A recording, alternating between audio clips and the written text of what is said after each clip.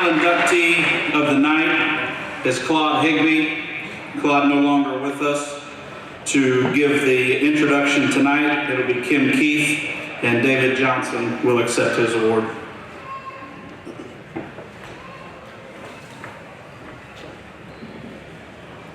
So I've got to go behind Larry Phillips, boy.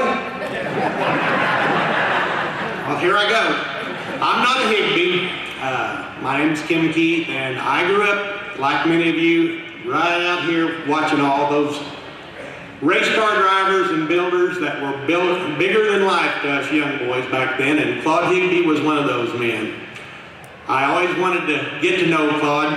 Going to Springfield from the Astro Bodark area, I passed by that shop out on Route 66, about 7 miles west of Springfield, Claude's Automotive. And I always would peek in to see if there was a race car sitting in there or alongside, and I always wanted to have an excuse to stop, but I didn't want to bother him, so I never did.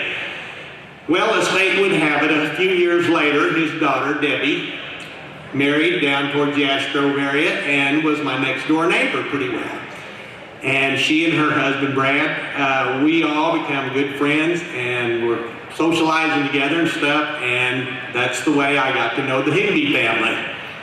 And I still never really talked to her dad a lot because he was, well, like I say, he was bigger than life. All you guys, you know, Fairgrounds, I mean, that was just something else. I mean, all them guys that were big shots at the Fairgrounds were big shots to us guys.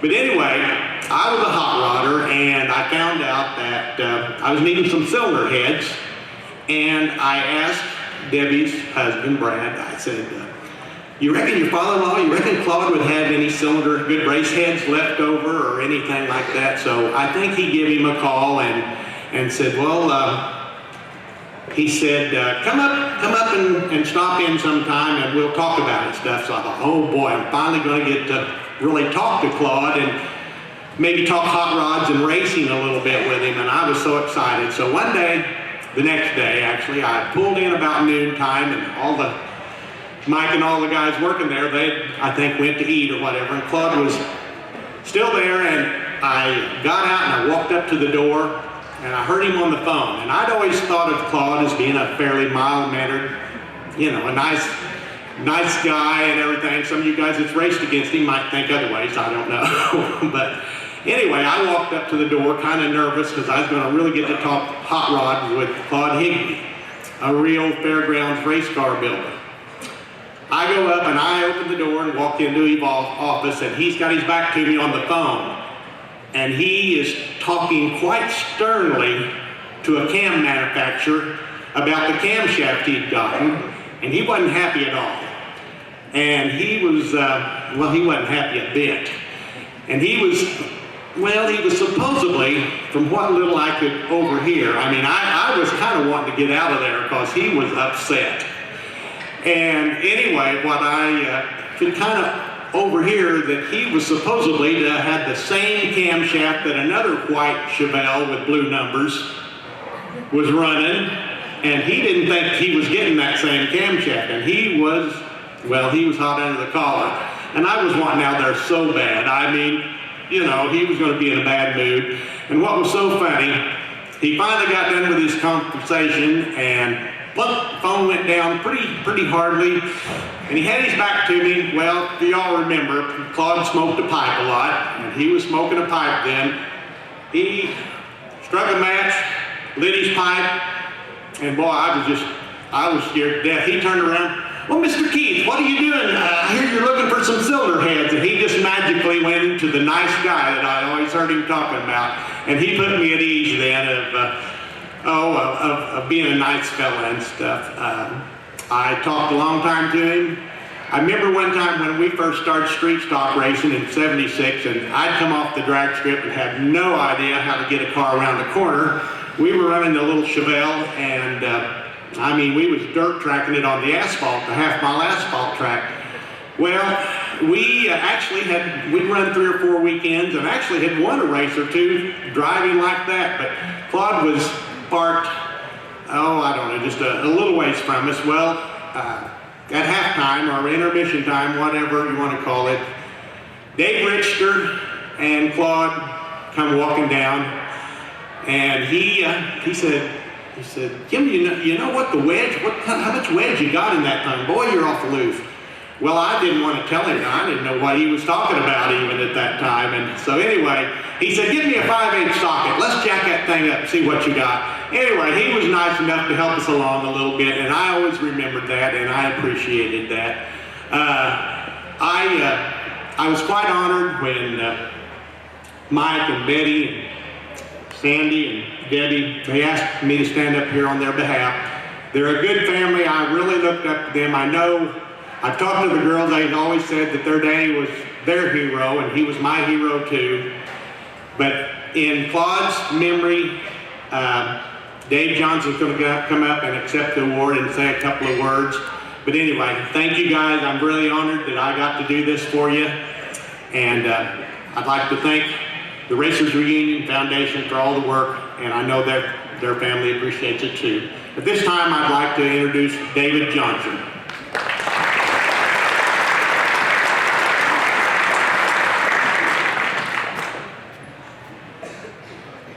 I'll just tell you a couple of stories on Claude real quick. Well, first of all, Dean Roper won the Valvoline 100 in a Claude Higbee car. As I recall, he timed in 9th, started 9th, and on the 34th lap, he went to the lead and never looked back. Well, Claude was there for the time trials the day before the race. And after the time trials, he had a major heart attack. They took him to the hospital, put him in intensive care. Well, the next day, Dean won the race, and he wanted to get that trophy to Claude, so he went to the hospital, he went in intensive care with the trophy, and presented it to Claude. I don't think the hospital staff was nearly as excited as he was. But anyway, back in the day, we used to run one engine pretty much all year long. Outside of doing a few tune-ups and run the valves and that sort, that's all we did. And Claude welded lawnmower mufflers on the valve covers. And a lot of people thought that was a little strange, but that's what he did. When we went to the track, he just tied a shop towel around it and went to the track.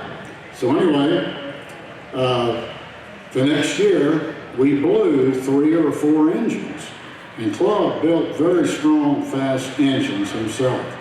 We just never lost an engine. We lost 3 or 4 in a row. So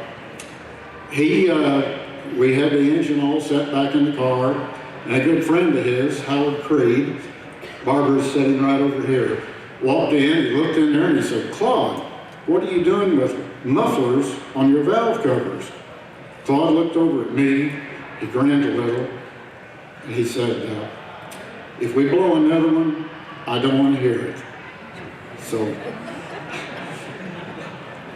anyway, we thank you very much for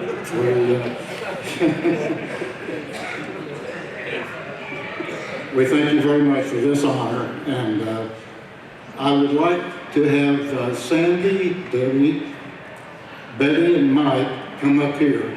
And you don't have to say a word. Just come up here and have your picture taken with me and the trophy.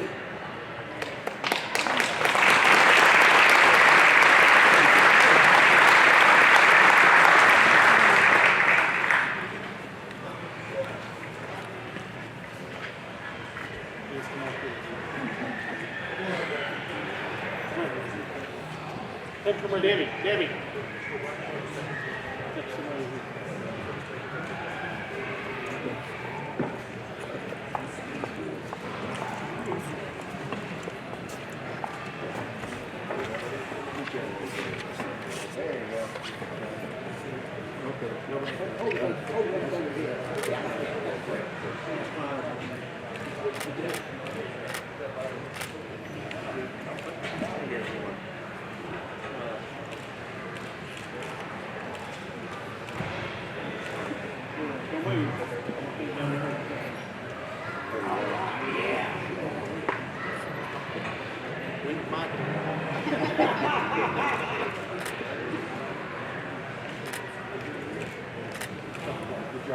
Congratulations.